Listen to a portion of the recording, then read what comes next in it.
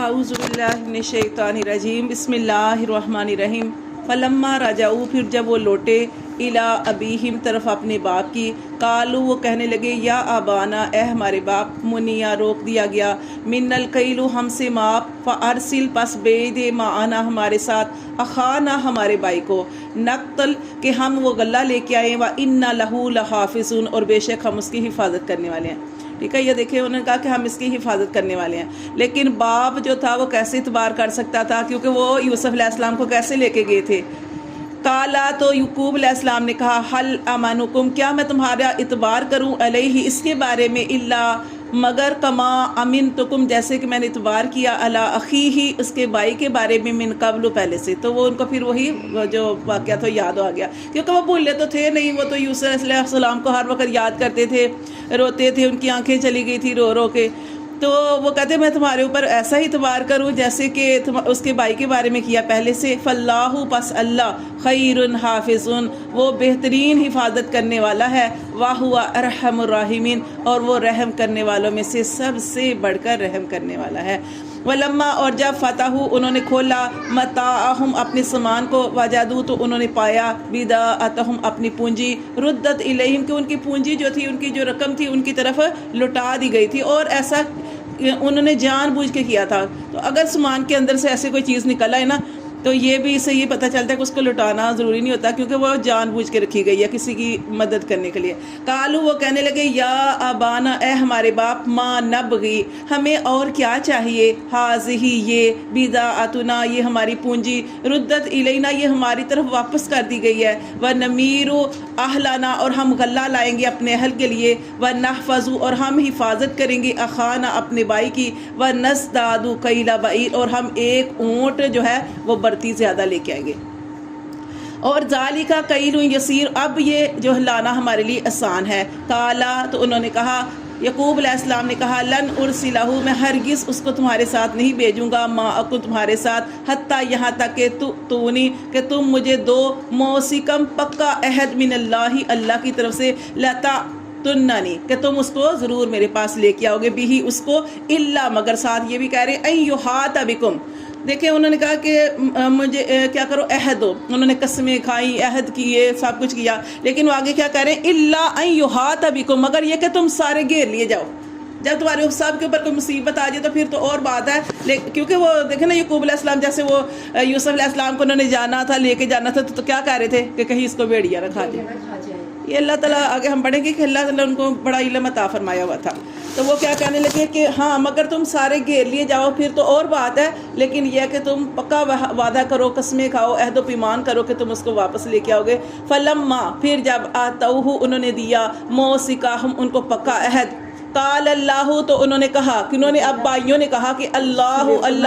ما نقول جو ہم کہہ رہے ہیں وکیل اللہ تعالیٰ اس پر کیا ہے ضامن ہے. اب انہوں نے جو تھا وہ جو یعقوب علیہ السلام نے کہا تھا پکا ہے دیا، اور انہوں نے کہا کہ ہم جو بھی بات کہہ رہے ہیں اللہ وکیل ہے. اب یہ تو انہوں نے کہا کہ اللہ ضامن ہے وکیل ہے، اب ہم نہ بھی کہیں تو اللہ تو ہر وقت دیکھ رہا ہوتا ہے معاملات. وقالا یا بنیا اور یعقوب علیہ السلام نے کہا اے میرے بیٹو لا تدخلوا من باب واحد تم ایک دروازے سے داخل نہ ہونا، وادخلوا من ابواب متفرقہ اور تم سارے جو ہیں وہ جدا جدا دروازوں سے اس میں داخل ہونا. اب دیکھیں کہ جب پہلی دفعہ گئے ہیں تو یعقوب علیہ السلام نے ایسی کوئی وصیت نہیں کی، نصیحت نہیں کی. کیوں نصیحت نہیں کی؟ اس میں یہ تھا کہ پہلی دفعہ جب یہ گیا تو آپ کو پتا کہ ان کو مطلب اللہ تعالیٰ نے کام ایسا کر دیا ہوا تھا، ان کو پتا تھا کہ انہوں نے میرے بیٹے کے ساتھ کیا معاملہ کرنا ہے. ان کو یہ تھا کہ انہوں نے کیوں پہلی دفعہ نہیں کی نصیحت کی، اس لیے کہ پہلی دفعہ جب بھائی گئے ہیں تو خستہ حال تھے، شکستہ حال تھے، اور پتہ آپ کو کتنی پریشانی تھی غلے کی. پتہ حال آپ کی سنا تھا کہ وہاں کا بادشاہ بہت رحم دل ہے، لیکن پھر بھی ایک قسم کا وہ پریشانی تو تھی. لیکن اب وہاں پہ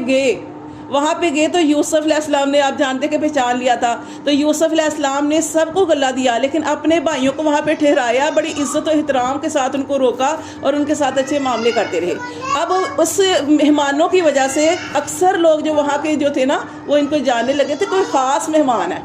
اور بھائی بھی بڑے حیران تھے، مطلب کہ ان کے یہ وہ تو ان کو نہیں پتا تھا یوسف علیہ السلام، تو بڑے حیران تھے کہ یہ ہمارے ساتھ اس طرح کا کیوں سلوک کیا جا رہا ہے. اور حالانکہ ان کے کپڑے بھی آپ جانتے ہیں کہ اتنے اچھے نہیں تھے، شکستہ حال ان کی حالت تھی، لیکن اس کے باوجود کیونکہ وہ یوسف علیہ السلام نے پہچان لیا تھا اور ان کے ساتھ بچہ سلوک کیا تھا، تو اب ایک تو یہ وجہ تھی، اور دوسری وجہ یہ تھی کہ ان کے ساتھ بنیامین بھی جا رہے تھے. یہ بھی وجہ تھی کہ باپ نے خاص نصیحت کی کیونکہ بہت زیادہ محبت تھی، پہلے یوسف علیہ السلام سے محبت تھی، پھر بنیامین سے، تو خاص ان کو جو کہا کہ اس کی حفاظت میں لے کے جانا اور اس کو واپس لے کے جانا، اور یہ بھی ساری نصیحتیں کی کہ ایک دروازے سے داخل نہ ہونا. اور اس کی اور وجہ بھی تھی، اور وجہ یہ تھی کہ ہاں کہ 11 بھائی اور ماشاءاللہ سارے جوان، اور اتنے سارے جوان، اور وہ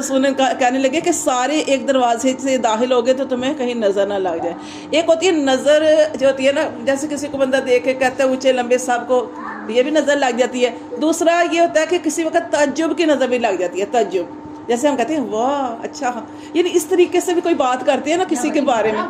ہاں یعنی اس طرح، تو اس طرح تعجب سے بھی ہم کسی کے ساتھ کوئی معاملہ کرتے ہیں یا کوئی بات کر رہے ہیں تو اس کو نظر لگ جاتی ہے. اور اس کے بارے میں نبی پاک صلی اللہ علیہ وسلم نے ارشاد فرمایا کہ نظر بد، اور اب نظر بد بھی ہوتی ہے اور اس کے علاوہ بھی نظر ماں کی بھی نظر لگ جاتی ہے، ٹھیک ہے. تو آپ نے فرمایا نبی پاک صلی اللہ علیہ وسلم کی حدیث کا مفہوم ہے کہ نظر لگ جانا حق ہے. اور یہ بھی فرمایا کہ جو نظر بد ہے وہ انسان کو قبر میں، اور اونٹ آپ دیکھیں کتنا قوی جسامت مضبوط اور کتنا قد آور ہوتا ہے وہ جو اونٹ، آپ نے فرمایا کہ وہ اس کو ہڈیاں میں داخل کر دیتی ہے، یعنی نظر ایسے کھا جاتی ہے. اسی طرح ایک صحابی تھے نا، ان کا نام تھا سہل بن حنیف، تو وہ جو تھے بہت ہی خوبصورت تھے، بہت زیادہ خوبصورت تھے، تو سفید ان کا رنگ تھا. ایک دن نا وہ جو تھے جیسے نہا رہے تھے، غسل کے لیے انہوں نے کپڑے اتارے نا، تو ایک صحابی جو تھے دوسرے، ان کا نام عامر، وہ انہوں نے نا دیکھا، جب انہوں نے دیکھا، کیا دیکھا کہ ان کے جسم کو دیکھا نا، تو ان کا جسم سفید چمکتا ہوا، اور وہ ماشاءاللہ جو صحابی جن کا ذکر کیا سہل، وہ جو تھے بہت خوبصورت بھی تھے، سفید رنگ کے بھی تھے، اور ماشاءاللہ صحت مند بھی تھے. تو دوسرے صحابہ نے جب ان کو دیکھا تو ان کا واہ آپ اتنے خوبصورت ہے، اس سے پیارا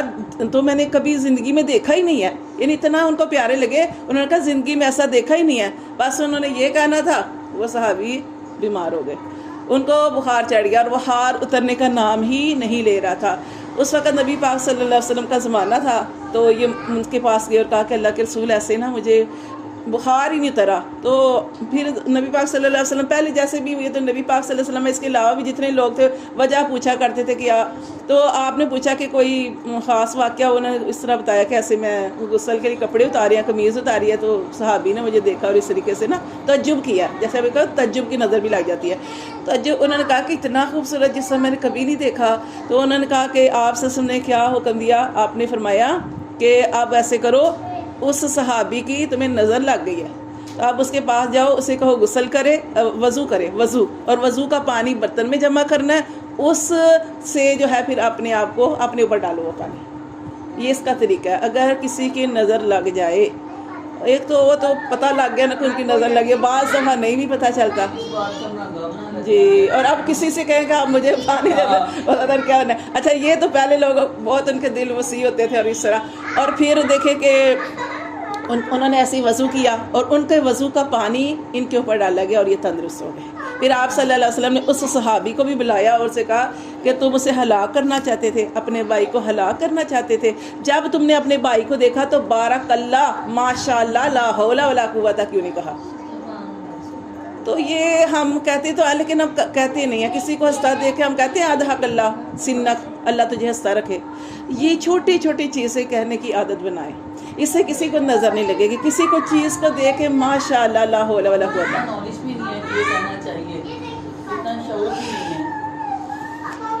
تو یہ ساری چیزیں اس لیے انہوں نے کہا تھا کہ ایک دروازے سے داخل نہ ہونا، وَادْخُلُوا مِنْ أَبْوَابٍ مُتَفَرِّقَةٍ، اور تم سارے جدا جدا دروازوں سے داخل ہونا. وَمَا أُغْنِي عَنْكُمْ، اور ساتھ یہ بھی کہہ رہے ہیں کہ جو چیز ہونی ہے وہ تو ہو کر رہنی ہے، لیکن کیا کرنی ہے؟ احتیاطی تدابیر کرنی ہے. ٹھیک ہے، پھر بھی آپ کو نظر لگ جاتی ہے، وہ جو اللہ نے پھر قسمت میں لکھا وہ تو ہو کے رہتا ہے، لیکن آپ لوگوں نے احتیاطی تدابیر جیسے سورۃ قلم کی آیات ہیں، اسی طرح جب پھر یہ آخری کل جو ہوتے ہیں نا موسطین جو ہے نا سورۃ فلق سورۃ ناس، اور یہ صبح اور شام یہ جو ہے اپنے اوپر پڑھ کے دم کرنے چاہیے نا. تو یہاں پہ یہ بتایا گیا کہ وہ پھر آگے کہہ رہے ہیں وَمَا أُغْنِي عَنْكُمْ، اور نہیں بچا سکتا عَنْكُمْ تمہیں، من اللہ اللہ سے، من شیء کوئی چیز. تمہیں اللہ سے، ہاں یہ تم احتیاطی تدبیر کرو، لیکن اگر اللہ کی طرف سے کوئی حکم ٹھہر چکا ہے، مقدر ہو چکا ہے، تو یہ تدبیریں بھی نہیں بچا سکتی۔ ان الحکم، نہیں حکم الا للہ، مگر اللہ ہی کا حکم چلے گا۔ علیہ توکلت، میں اس رب پہ بھروسہ کرتا ہوں، وعلیہ، اور اسی پر فلیتوکل المتوکلون، چاہیے کہ توکل کریں توکل کرنے والے۔ ولما دخلوا، اور جب وہ داخل ہوئے، من حیث، جہاں سے امرہم، ان کو حکم دیا تھا، ابوہم، ان کے باپ نے۔ اب وہ ویسے ہی داخل ہوئے، اپنے باپ کی اس نصیحت کو مانتے ہوئے سارے جو ہیں علیحدہ علیحدہ دروازوں سے داخل ہوئے۔ ما کانا، نہ ہوا، یغنی، بچانے والا، انہم، ان کو، من اللہ، اللہ سے، من شیء، کوئی بھی چیز۔ کیوں کہ اب وہی ہوا کہ یعقوب علیہ السلام کو ڈر تھا نا بنیامین کا، تو دیکھ لے وہ روک لیے گئے۔ وہ کیسے روکے گے، وہ پھر آگے واقعہ پڑھیں گے۔ الا حاجتن، مگر ایک حاجت، خواہش تھی، فی نفسی یعقوب، یعقوب علیہ السلام کے دل میں، قضاھا، جو انہوں نے پوری کی، وَإِنَّهُ، اور بے شک وہ، لَذُو عِلْمٍ، وہ بڑے علم والے تھے، لِمَا عَلَّمْنَاهُ، ہم نے جو ان کو سکھایا تھا، وَلَكِنَّ، اور لیکن، اکثر الناس، اکثر لوگ، لا یعلمون، وہ نہیں جانتے۔